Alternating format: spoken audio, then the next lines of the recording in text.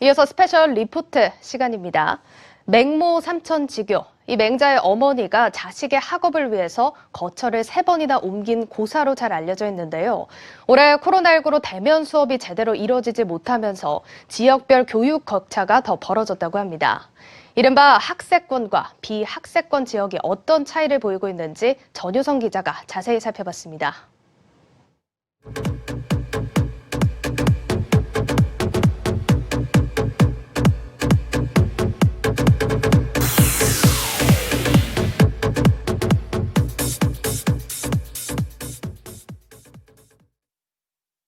대입을 좌우하는 수능 시험이 2주 앞으로 다가왔습니다. 올해는 코로나19로 인해 학교에서의 대면 수업이 제대로 이뤄지지 못했는데요. 이 때문에 지역별 학업 격차가 우려되는 상황입니다. 오늘은 학생, 학부모, 교사들을 만나 이 같은 학업 격차를 어떻게 느끼고 있는지 들어보겠습니다. 함께 가시죠.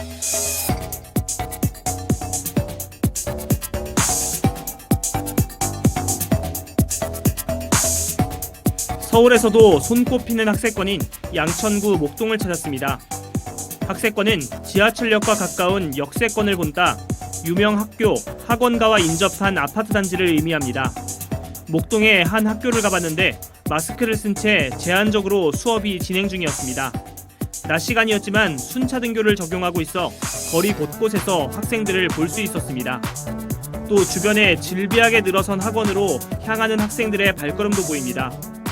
이들 고교생에게 학교에 가지 못하는 부담은 없냐고 물었더니 제가 자사고를 다니는데 다른 EBS 같은 수업이 아니라 직접 줌 이용해서 생방송 수업을 해서 학원은 정상적으로 운영되는데 방역 수칙은 잘 지켜서 딱히 학업에 지장 없었습니다.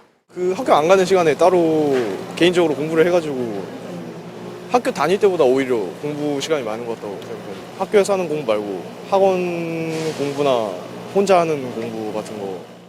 2주 뒤면 대학 수학능력 시험이 치러집니다. 대입 수험생을 둔 학부모는 어떤 심경일까요? 본인 공부할 시간이 더 많아졌죠. 본인도 그런 부분은 공부를 하는 그런 시간 부분은 좀 많아졌다고 생각을 하는데 우수 학세권 지역의 경우 오프라인 학교 수업 결손에 대한 부담은 적은 편이었습니다. 주변에 학원가가 밀집해 있어 부족한 학교 수업량을 충분히 대체할 수 있다고 느끼는 분위기였습니다. 이 같은 분위기를 반영하듯 목동 아파트는 정부의 강한 부동산 규제에도 연일 신고가를 이어가고 있습니다. 주요 학세권인 강남 8학군도 대출 규제에는 아랑곳 않고 꾸준한 상승세를 보입니다. 다음으로 경기도 외곽 지역을 찾았습니다. 이곳에서 고등학교 3학년 학생을 지도 중인 교사 박모 씨를 만나 코로나로 변한 학업 환경에 대해 이야기 나눠봤습니다.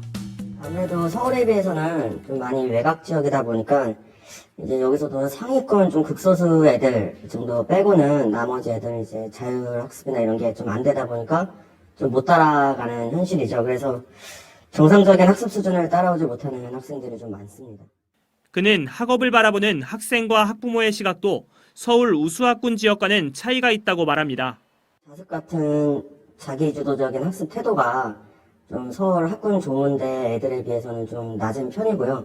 그리고 거기에 비해서 마찬가지로 이제 학부모나 학생들의 이제 학업에 대한 관심이 좀 부족하다 보니까 아무래도 영향을 미치는 면이 많이 있다고 저는 생각하거든요.